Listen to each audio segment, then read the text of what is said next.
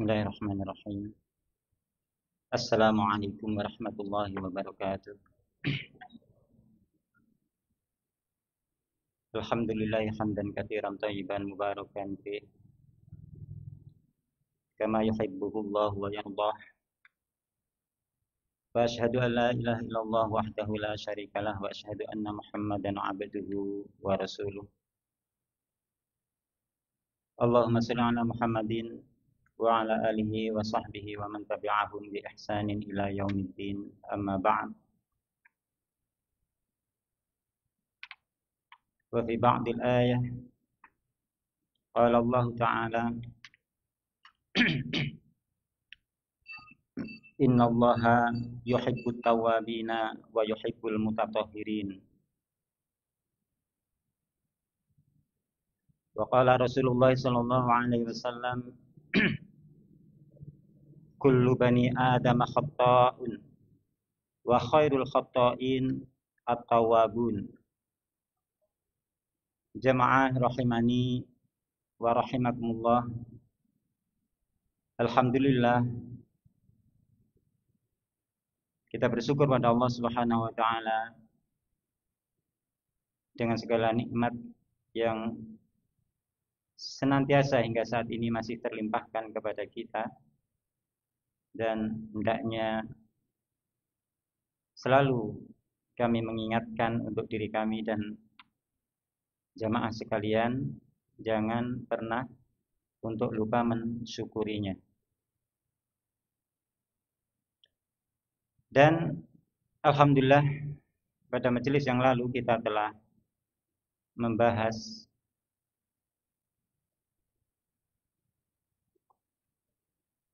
pada bab zikir ketika ingin masuk ke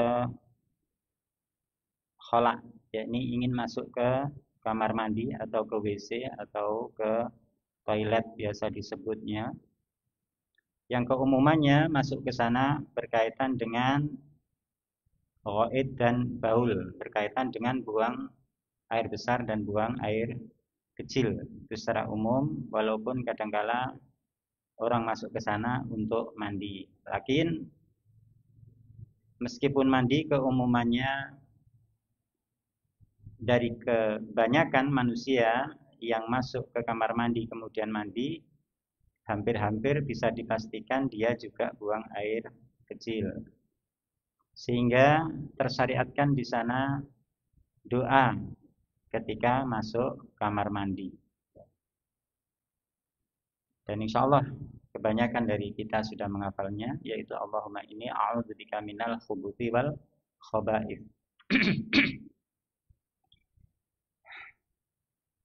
Yang artinya, ya Allah, aku berlindung kepada Engkau dari setan-setan laki dan setan dari jenis perempuan.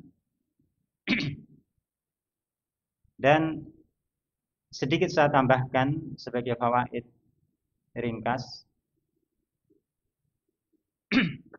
Dalam pengucapan doa ini, dahulu, pada zaman dahulu dan mungkin terkhabarkan kepada kita sebagian pada zaman sekarang di beberapa negeri, termasuk di negeri Yaman, yang mungkin di sana banyak juga area yang luas, padang, sehingga mungkin seseorang menempuh perjalanan kadangkala kebelet buang hajat yang jauh dari bangunan, dan mungkin akhuna Abdullah Al-Yamani lebih paham daerah sana.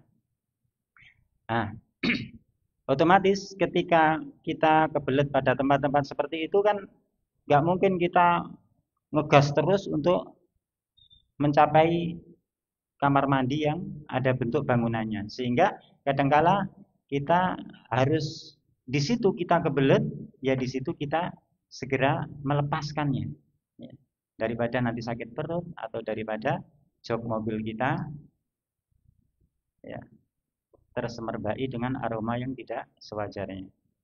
Nah, doa ketika mau masuk kamar kecil ini berarti ada dua bentuk cara penerapannya. bentuk menerapkan ketika masuk kamar kecil itu yang bentuknya bangunan kayak yang ada sekarang di negeri kita keumumannya ya WC ya yang ada bangunannya. Nah, ketika kita masuk pada tempat seperti itu maka doanya dibaca ketika mau masuk WC, masih di luar pintu. Jadi dibaca Allahumma inni a'udzubika minal khubuthi wal khaba'ith baru melangkah masuk dengan kaki kiri. Lalu bagaimana kaifiahnya apabila kita kebelet di tempat-tempat yang nggak ada bangunan itu? Bahkan di negeri kita mungkin kadang ada kalanya sebagian orang menempuh pekerjaan yang dia tempatnya di hutan. Dulu tahun sekitar 2005 saya pernah di Kalimantan Timur itu ya kebanyakannya juga masih hutan. Jadi kan kalau kita mau buang hajat harus nyari WC di kota ya sudah bisa nggak karuan ya. Akhirnya ya kita di mana tempatnya. Nah, yang disyariatkan bagi kita yang paling pokok ketika di tempat terbuka seperti itu kita mencari tempat yang terlindung. Mungkin ada bebatuan yang melindungi kita, yaitu di salah satu kabupaten di daerah Kidul biasanya ya. Dulu saya ingat masih tahun 80-an atau 7 bulan akhir itu saya pernah tinggal di salah satu perbatasan Malang dan Blitar, tapi istilahnya Gunung Kidule, Jawa Timur. Ya. Nah itu kita itu nggak ada sumur, jika kalau mandi kita kan ke bawah itu ya, jurang, namanya belik di sana. Nah itu kan pembatas kita cuman batu, ya. Dinding batu-batu gitu, di situ ada sumber, ya kita buang hajat di situ, mandi di situ. Nah, bagaimana kalau tempatnya terbuka seperti ini? Maka ulama menuntunkan membaca doanya ketika kita mulai mengangkat pakaian kita. Kalau itu berupa pakaian yang sarung atau jubah. Akan tetapi kalau pakaiannya umpama celana, di saat kita mau melepaskannya dari atas. Jadi enggak, karena memang enggak ada bentuk bangunannya, pembatasan enggak ada. Nah, ketika kita mau cincing, bahasanya wong Jawa ya, mau cincing itu kita baca Allahumma inni a'udzubika minal khubuthi wal khaba'ith. Itu sebagian tambahan yang mungkin kadangkala terluputkan dari kita. Kita ini meskipun tinggal di kota, kadangkala kita juga meluyur ke pedalaman, kadang Cahnom meluyur ke gunung-gunung yang mungkin di gunung sana dia nggak mungkin menemukan toilet. Ya, tetap dibaca doanya apalagi di tempat-tempat seperti itu. Cuman yang harus dihindari juga, hindari tempat-tempat yang berlubang.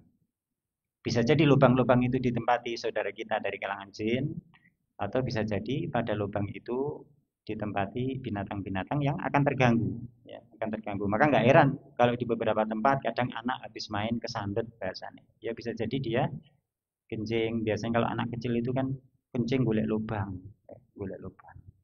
Nggak taunya di situ memang tempatnya jin atau tempatnya binatang sehingga kita mengganggu. Jamaah rahimani wa rahimakumullah. Itu sekedar tambahan dari yang kemarin.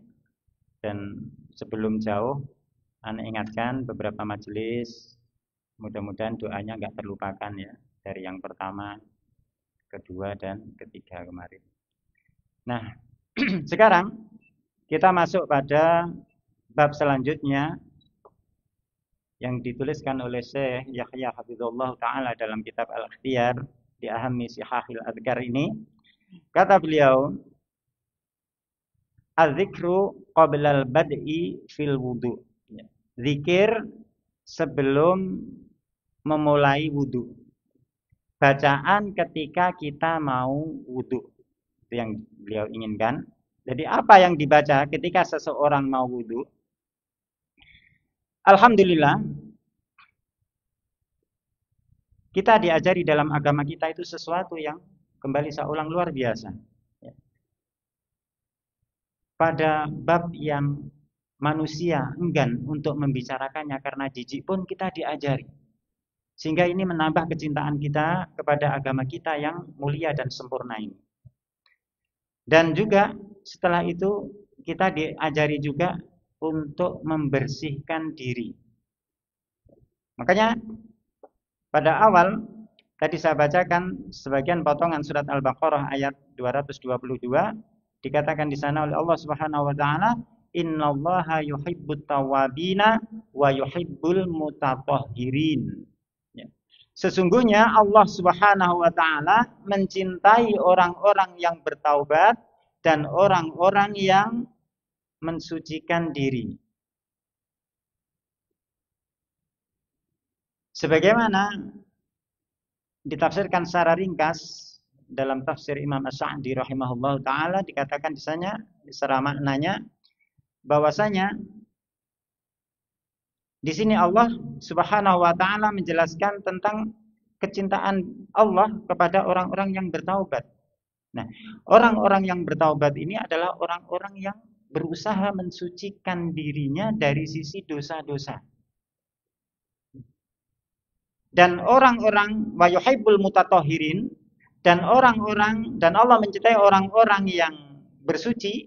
Di sini juga mengandung isyarat bagi kita bersuci dari an-najasat, najis-najis ya, yang sifatnya hissi ya, baik najis maupun dari hadas ya, yang sifatnya nampak. Nek wudu iki nampak, diusap kene ane, diusap apa wajah dan semacamnya. Nah, kemudian kalau maka buang air atau apa dicuci. Nah, ini kan kesucian yang sifatnya yang nampak. Tapi di sana juga ada kesucian yang sifatnya maknawi. Di antaranya seseorang yang bertaubat itu adalah orang yang berusaha membersihkan, mensucikan dirinya dari kotoran-kotoran hati, kotoran-kotoran jiwa dan sejenisnya. Makanya Allah Subhanahu wa taala menetapkan di sini sesungguhnya Allah mencintai orang-orang yang taubat dan orang-orang yang mensucikan diri. Dan wudu itu termasuk bagian tuntunan agama kita yang berkaitan dengan mensucikan diri dari perkara-perkara yang nampak. Akan tetapi padanya juga terkandung perkara yang maknawi. Nah, makanya Rasulullah Shallallahu Alaihi Wasallam mengatakan dalam salah satu hadis, ada di dalam Bulughul Maram, di sana disebutkan, kullu bani Adam khata' wa kullu bani Adam khata'un wa khairul khata'ina at-tawwabun. Semua bani Adam itu khata', ya. Tempatnya salah, banyak banget salah. Kita kalau mau hitung, nggih, kula jenengan itu mulai bangun tidur hitungan salah kira-kira wis ra nutut ngitungi ya. Karena salah zahir banyak, salah hati itu lho kadang tangi turu iki wis angen-angene wis Allah. Tangi turu, wah. Tuh waya kerja jam 7 kudu masuk, males wis ngresulo. Dan itu kesalahan. Itu baru bangun tidur.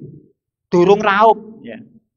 Belum lagi selama perjalanan, kayak saya tadi pagi berangkat dari Purworejo. Karena ada keperluan, kemarin pulang, saya berangkat dari Purworejo. Nang dalan itu lo salahi banyak banget. Kadang aku nyalip mobil itu mungkin, karena enggak, kita kadang teledor ya. Supir truk mungkin misuh-misuh. Kita enak kan, kalau naik motor, wes, supirnya mak terap-terap. Ditabrak salah, ditabrak ngaget-ngaget. Atau kadang-kala kita enak-enak jalan, ya. Lampu merah, repot, ya. Ngadep ndangak terus kesel ngadep dengklu ya sing ketok ya maksiat. Karena sekarang itu di jalan itu bukan hanya wajah aspal yang hitam ya, tapi ada noda-noda hitam hati di sana. Kita memandang betapa banyak sesuatu yang menyilaukan mata padahal bukan sinar ya. Yakni terbukanya aurat-aurat para wanita. Niku nggih dosa. Sadar ora sadar dosa. Pertama dingklu ketok ndangakne dingklu ndangakne susi kesel dingklu terus ketok terus tambah dawa dosane. Nah, inilah makanya kenapa dikatakan kullu bani adama khata'. Bani Adam itu khata', okeh banget salai. Ya. Tapi kata Rasulullah sallallahu alaihi wasallam di sana diberi jalan. Karena Rasul itu tidak berkata kecuali wahyu dari Allah, dan Allah itu maha tahu terhadap hambanya, terhadap makhluknya. Piye sih makhluk iki?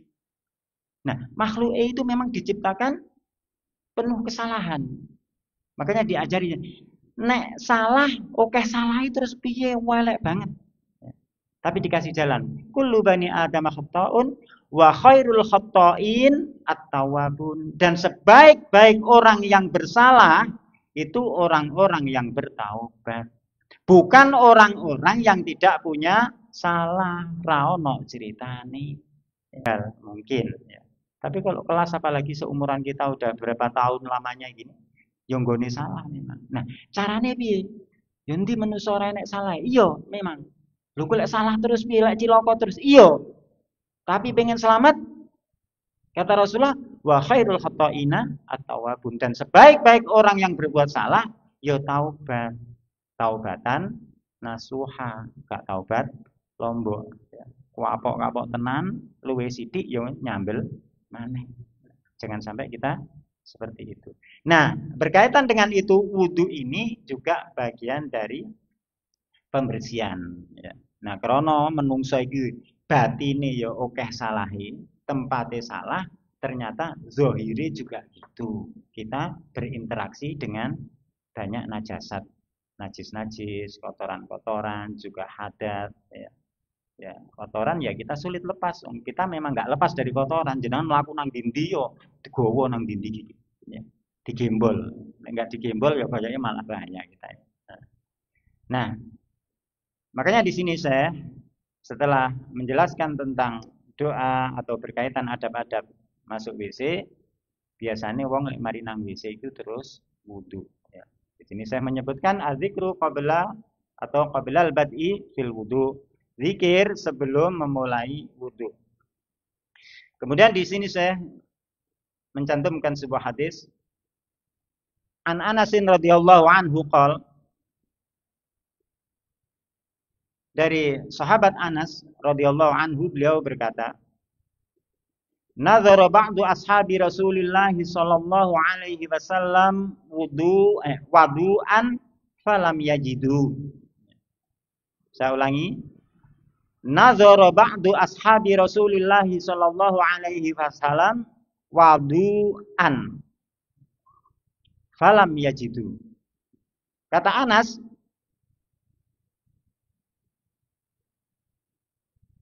sebagian sahabat Nabi sallallahu alaihi wasallam nazar. Nazar itu kan asalin delok ya, delok. Tolah-toleh, goleki ya.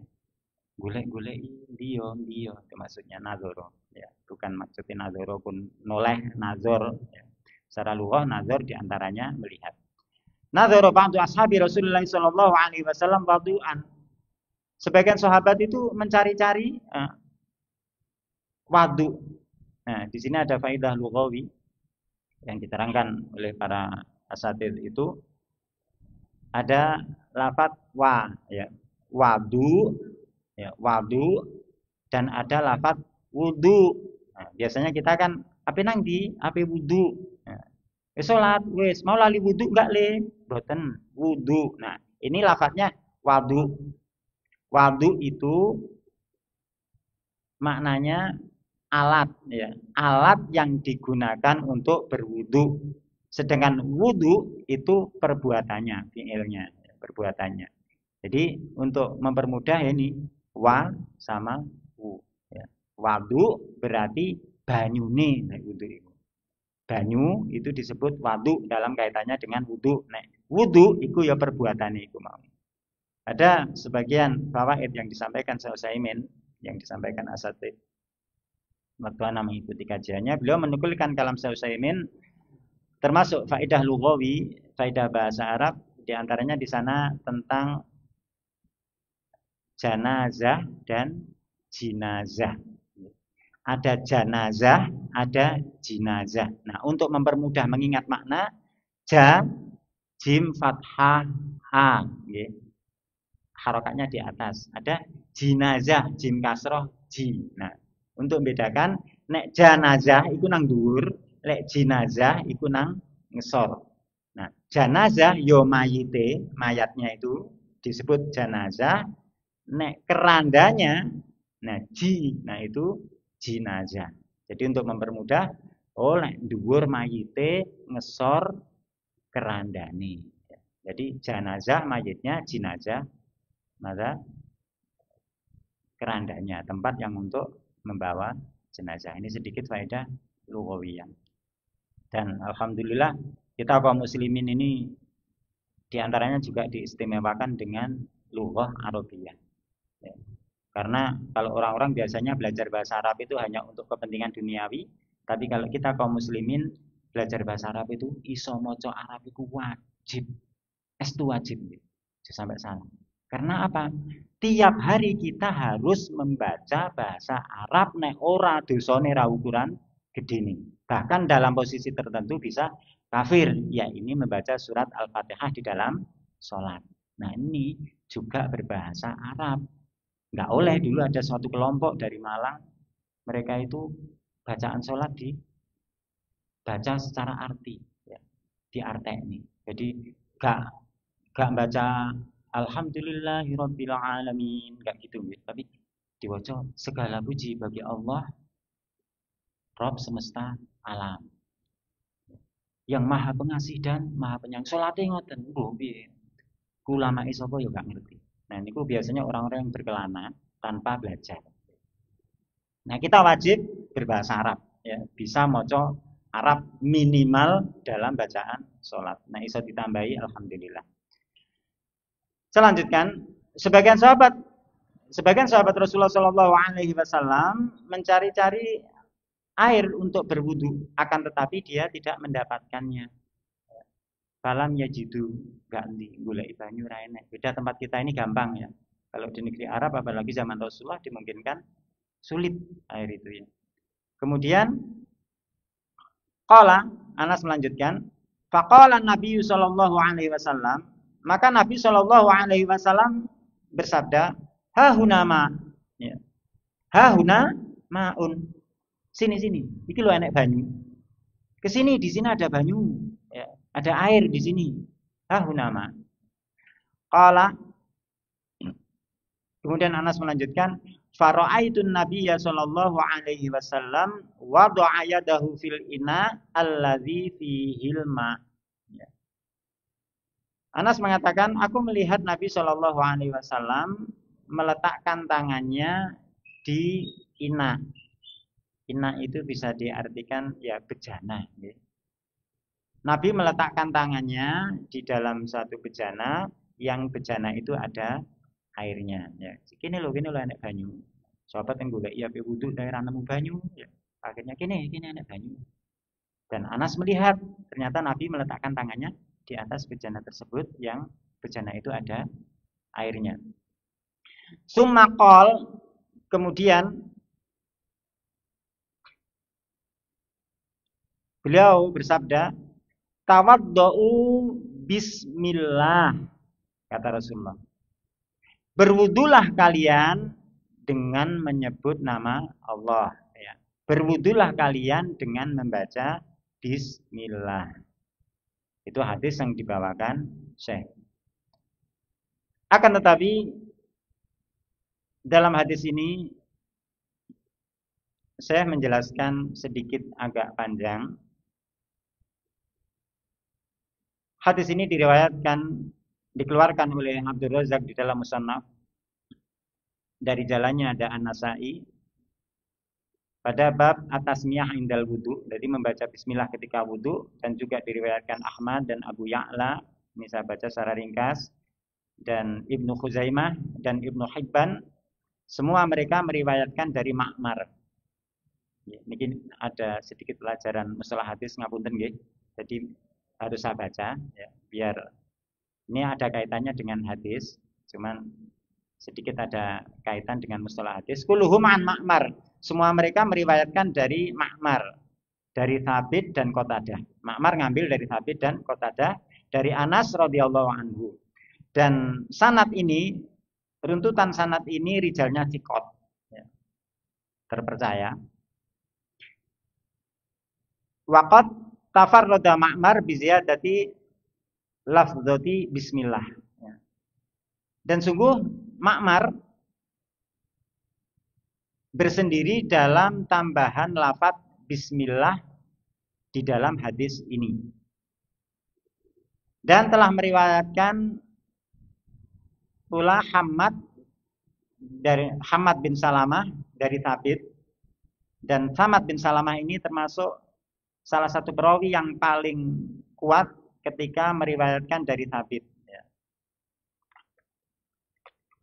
Dan ini ada dalam Musnad Imam Ahmad dan juga Hamad bin Zaid pada Sahih Bukhari dan Sahih Muslim, dan juga telah meriwayatkan Sulaiman bin Mughirah pada Musnad Ahmad. Semua mereka meriwayatkan dari Thabit dari Anas tanpa penyebutan lafaz bismillah. Mungkin nggih kalau pahami dereng dipahami. Dan seperti itu pula Syu'bah bin Al-Hajjaj juga telah meriwayatkan pada kitab Abi Ya'la, dan juga Sa'id bin Abi Urubah pada Sahih Bukhari, juga Hisam Ad-Dastuai pada Sahih Muslim, dan Hamam bin Yahya pada Musnad Ahmad, juga dari Qatadah, ya, dari Qatadah tanpa menyebutkan lafaz bismillah. Maka tambahan bismillah dikatakan oleh di sini, tambahan bismillah ini termasuk riwayat yang syadzah. Kalau terang ini sedikit mohon nggih. Hadis ini pada sanadnya, nah ini kalau kita bicara sanad niki termasuk kelebihan agama kita, ya, yang tidak ditemui di agama lain. Sehingga kenapa agama lain itu wis ra kenek dipercaya? Ya. Karena dia nggak punya ilmu sanad, nggak punya perawi-perawi seperti ini, sehingga sapa wae iso ngomong. Ya. Tuhanku, nabiku ngomong ini, aku krungu ngomong ini, gua kabeh ngomong sakarepe dhewe. Tapi kalau agama kita punya perawi, punya ilmu sanad. Iki hadise sapa? Kanjeng Nabi, sing nggawa sapa iki. Jadi ketika kita melihat sekarang banyak viral di medsos, ada wong jubahan, udeng-udengan, apa imaman sampai kau wandel, ya. Dia mengatakan, Gusti Kanjeng Nabi iku ngomong ngene. Sapa wonge maca selawat sakmene mlebu swarga ngene. Rezekine tumplek ngene. Tapi kita bisa melihat, benerkah? Didelok. Iku omongane Kanjeng Nabi, perkataan Nabi, siapa yang meriwayatkan? Nah, ternyata mereka nggak punya riwayat. Bahkan kadang-kadang mereka mengatakan, kau dapatkan riwayat kalam Nabi ini dari mana? Tadi malam aku mimpi didatangi Nabi. Lah kok ngimpi tinggi dalil. Yo gak iso. Lek ngono wong iku kabeh duwe ngimpi, remuk agama ini. Nah, ini perbedaan agama kita dengan yang lain. Kita punya riwayat. Sehingga ketika agama kita mau diselewengkan, mau dipalsukan, cepat ketahuan. Ini berkaitan dengan sanad. Nah, hadis ini diriwayatkan oleh banyak imam alul hadis. Nah, cuman pada riwayat yang banyak itu ternyata ada satu perawi yang bernama Ma'mar. Dia meriwayatkan beda karo kanca-kancane sing luwih tinggi derajate. Makna tinggi derajat teng mriki mboten kaya umume tiyang nggih, sugih, ganteng, gede dhuwur, bukan. Tapi derajat keilmuan dan kepercayaan dalam masalah ilmu agama. Ya.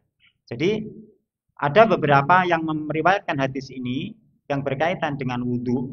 Ini hadis ini sebenarnya ada di Sahih Bukhari, ada di Muslim. Di sana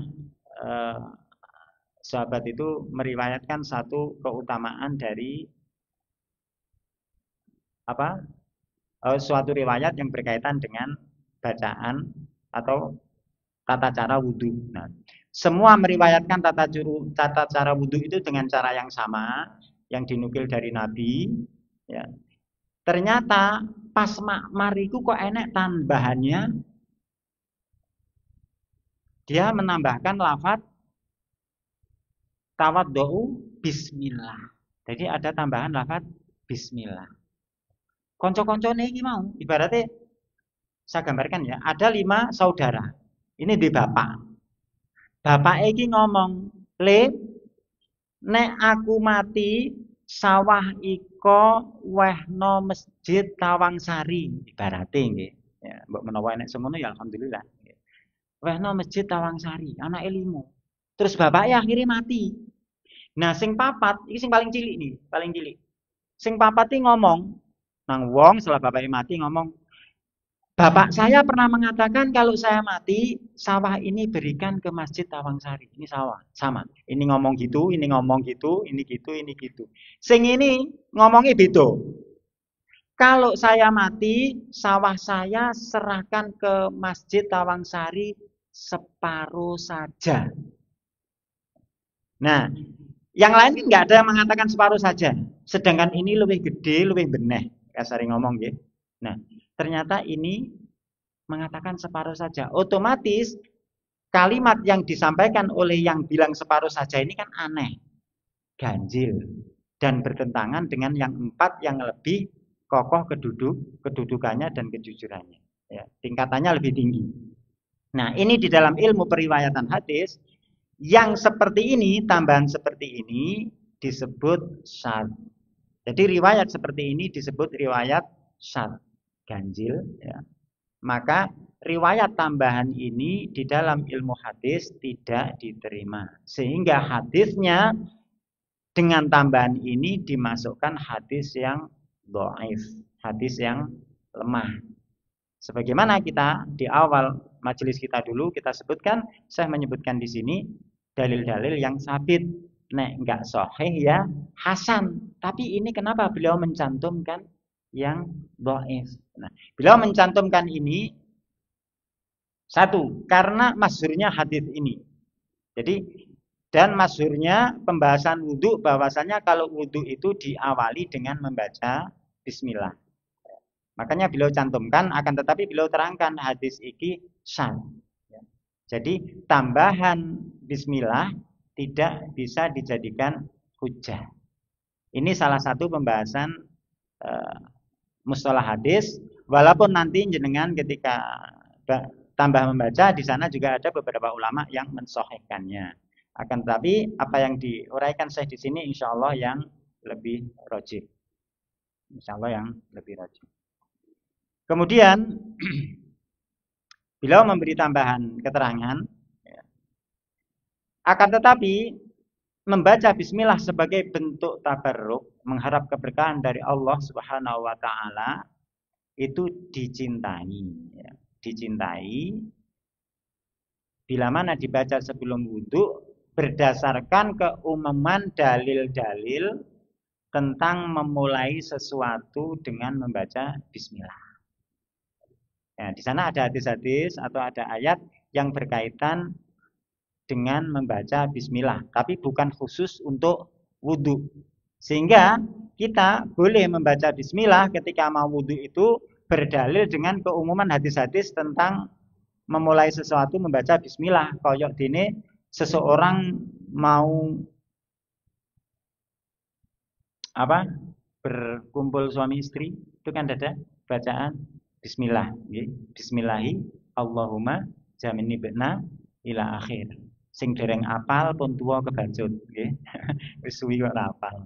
Padahal wis dihafal nih, tapi mungkin ada babnya di sana. Nah, jadi banyak hadis tentang memulai sesuatu dengan bismillah. Akan tapi dalil ini yang ini banyak tersebar di masyarakat kedudukannya dhaif. Sehingga membaca bismillah di sini menunjukkan hukumnya sunnah, bukan wajib. Dan ini termasuk pendapat jumhur. Kebanyakan ulama berpendapat membaca bismillah sebelum wudhu itu hukumnya sunnah. Meskipun ada sebagian kecil ulama berpendapat wajibnya. Akan tapi kebanyakan ulama dari kaum muslimin menghukuminya hukumnya sunnah. Kemudian saya melanjutkan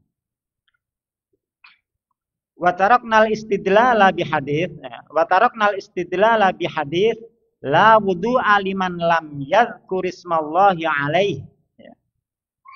Dan saya di sini tidak menyantumkan sebuah hadis, ya, tidak berdalil dengan sebuah hadis. Di sana ada hadis, nggih. Ada hadis itu lafadznya la wudu'a liman lam yadhkurismallahi alaih. Tidak ada wudhu atau wudhu itu enggak sah bagi orang yang tidak membaca bismillah. Jadi sunah. Kok lek ra maca bismillah kok gak sah wudhu'i? Nah, kemudian saya melanjutkan, kenapa beliau tidak mencantumkan hadis ini sebagai dalil lidhafi turuqih, karena lemahnya jalan periwayatan hadis ini. La wudu'a liman lam yadhkurismallahi alaih, tidak sah wudhu bagi orang yang tidak membaca bismillah.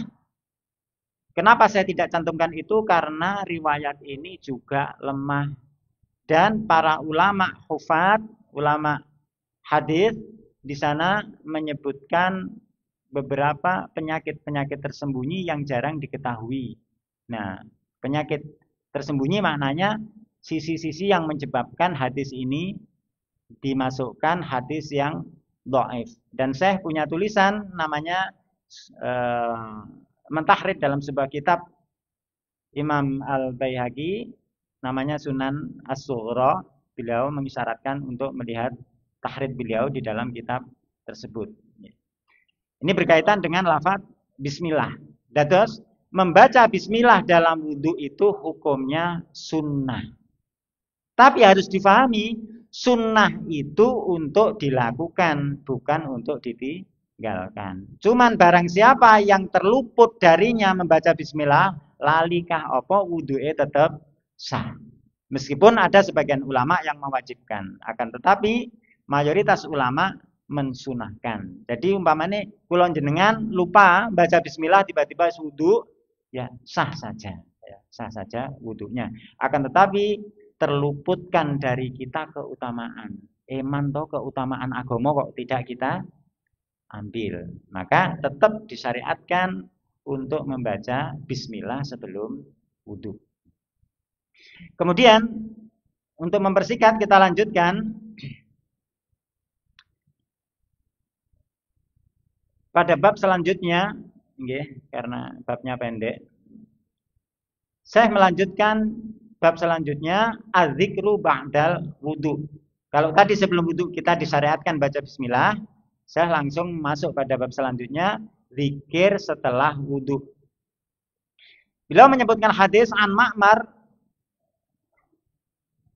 wa Uqbah ibni Amir, an Ma'mar wa Uqbah bin Amir radhiyallahu anhu maqala, dari an Umar wa Uqbah bin Amir radhiyallahu anhu maqala, dari Umar dan Uqbah bin Amir, keduanya berkata, qala Nabi sallallahu alaihi wasallam, bersabda Nabi sallallahu alaihi wasallam, ma minkum min ahadin yatawaddau falyubligh au falyusbigh al-wudu'a summa yaqul asyhadu an la ilaha illallah wahdahu la syarikalah wa anna Muhammadan abdullahi wa rasuluh illa futihat lahu abwabul jannati tsamaniyah yadkhulu min ayyiha sya'a. Rawahu Muslim. Hadis ini sahih.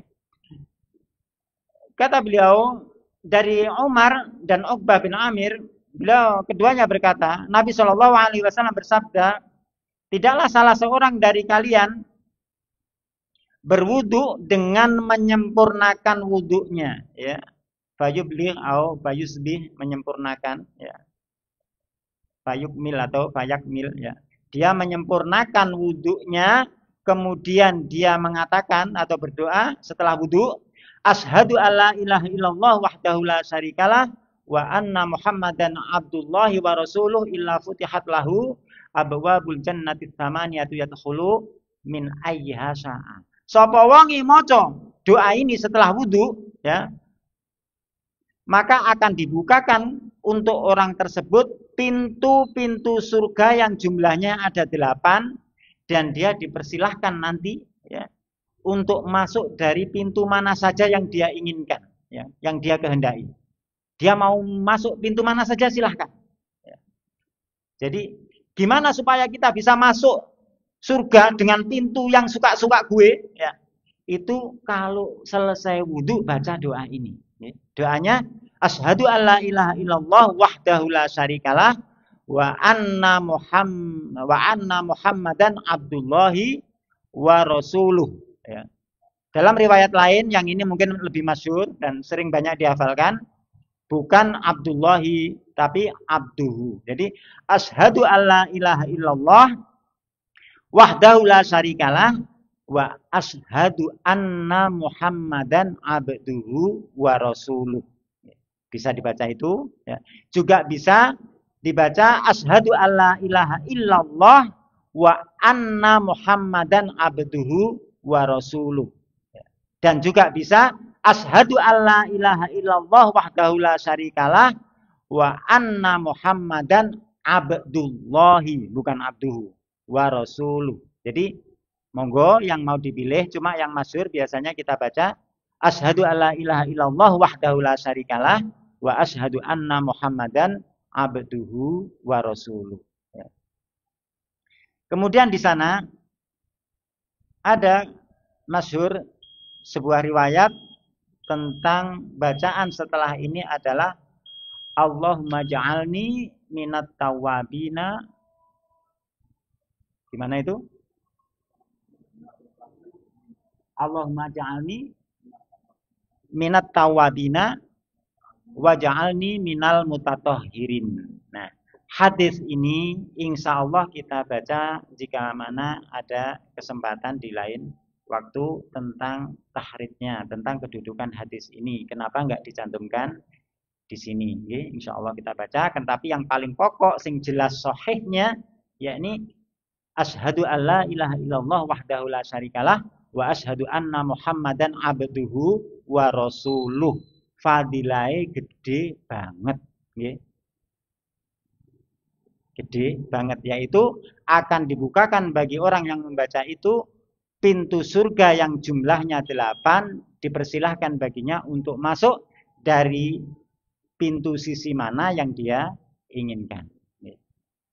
Insya Allah untuk sementara kita cukupkan sampai pembahasan ini dan mudah-mudahan untuk memperincinya kita ambil di lain waktu, karena pada beberapa pembahasan doa mau wudhu atau doa setelah wudhu ada pembahasan yang lumayan panjang dan terinci yang di sana ditulis oleh para ulama. Mudah-mudahan Allah beri kesempatan kita untuk bisa menyampaikan fawaidnya, karena barang siapa mengetahui atau mengamalkan suatu amalan betul-betul di atas ilmu, maka dia betul-betul akan mendapatkan sebagaimana apa yang dijanjikan. Nah, makanya di sini Rasulullah dalam hadis tentang bacaan setelah wudhu tadi, beliau menyampaikan tidaklah salah seorang dari kalian berwudhu dan dia menyempurnakan wudhunya. Ini syarat.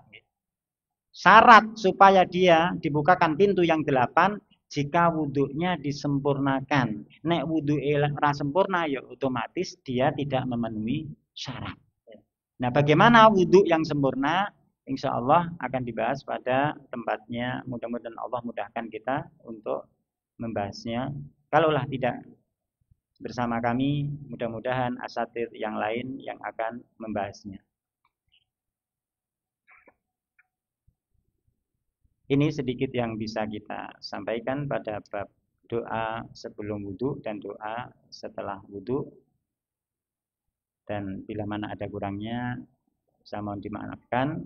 Wallahu a'lam bishawab. Naktafi bihadza, subhanakallahumma wa bihamdik, asyhadu an la ilaha illa anta, astaghfiruka wa atubu ilaik.